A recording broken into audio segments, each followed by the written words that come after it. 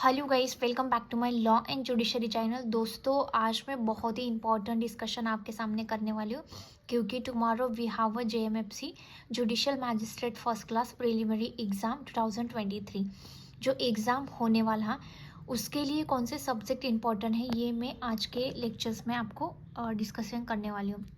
तो दोस्तों, ये हमारे 12 सब्जेक्ट हैं जो आपको प्री में बहुत अच्छे से करना है। ये ऑल सब्जेक्ट बहुत ही इंपॉर्टेंट है। Code of criminal procedural, civil procedural code, evidence act, transfer of property act, specific relief act, Maharashtra rent control act, limitation act, constitution of India, Indian penal code, law of contract, sale of goods act, Indian partnership act. These all are the very important and scoring subject जो बहुत ही important. All subject 12 के 12 पूरे 12 subject important है।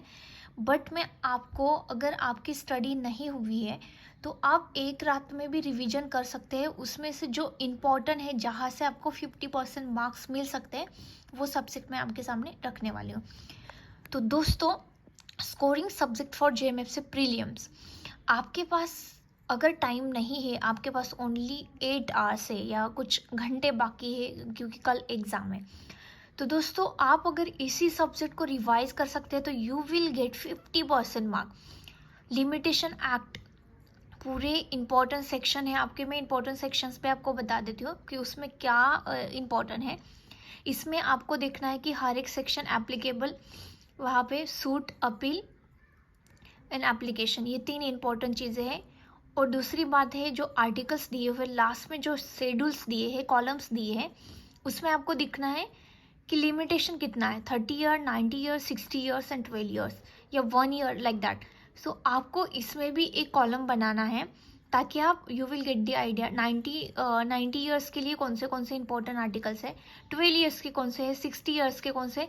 मैं आपको बता देती हूँ कि 60, 90 और 12 बहुत ही इंपॉर्टेंट पार्ट है कि आपको देखना है। कॉन्स्टिट्यूशन ऑफ इंडिया, इसमें से आप फंडामेंटल राइट्स और प्रियम्बल कर लोगे तो you will get 3 marks. 3 question तो 100% आते हैं उसमें से, fundamental right, fundamental duties and preamble of the constitution. Then आपको और 2 क्वेश्चन इंपॉर्टेंट हैं, जो अपॉइंटमेंट किससे होती है, रेजिग्नेशन किसके पास देना होता है, एंड उसके रिलेटेड आर्टिकल्स आपको देखने हैं। तो ये सारा इंपॉर्टेंट आप अगर कर लेते हो एक रात में तो you will get the mark.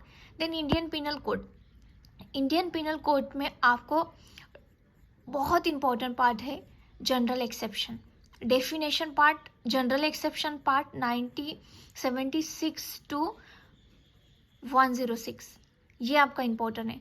Then offence against women, जो रेप केसेस है उसमें ABCD जो भी दिया है वो कभी कभी पूछा जाता है रेप केस में। और मॉडेस्टी ऑफ वुमेन 354 जो दिया गया है उसमें ABCD जो भी है वो आपको याद रखने हैं। वो एक मैच द फॉलोइंग्स में भी आ सकता है। देन कॉन्स्टिट्यूशन में आर्टिकल तो याद रखने आपको।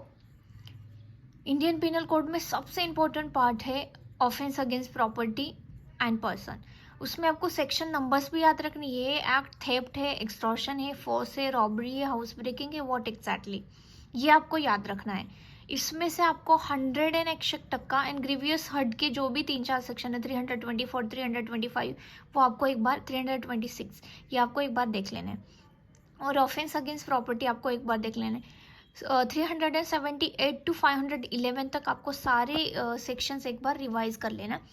सबसे सबसे सबसे बढ़िया और सबसे स्कोरिंग सब्जेक्ट है महाराष्ट्र रेंट कंट्रोल एक्ट। अगर आप 2019 की क्वेश्चन पेपर उठा के देख लोगे तो यू आगे से फर्स्ट नंबर से लेके 8 to 10 नंबर तक सारे क्वेश्चन महाराष्ट्र रेंट कंट्रोल से। इसमें आपको सेक्शंस नंबर देखने हैं। देन आपको नोटिस के पीरियड देखने, 30 year, 90, 30 not 30 year, 30 days, 1 month, 90 days, like that, ये आपको देखना है। और सेक्शन नंबर देखने और पावर्स देखने।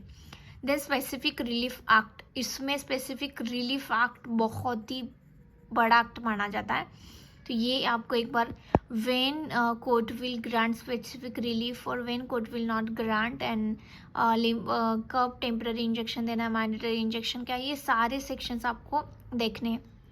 देन कॉन्स्टिट्यूशन ऑफ इंडिया तो मैंने ऑलरेडी कवर कर दिया। तो ये आपके 12 में से अगर आप ये 5-6 एक्ट कर लोगे तो you will get the 50% mark. आपके 50% यहाँ पे ही कवर हो जाते हैं, देन आपका रिमेनिंग पार्ट तो सब करना ही है, but that is the scoring part. और दूसरी चीज़ है कि आपको एग्ज़ाम में जाते समय क्या करना है। तो दोस्तों लास्ट बार उन्होंने स्पेसिफिक मेंशन किया था कि आपको ब्लैक पेन ही लेके जाना है, तो ब्लैक पेन आपको बहुत अच्छे से रखना है आपके साथ।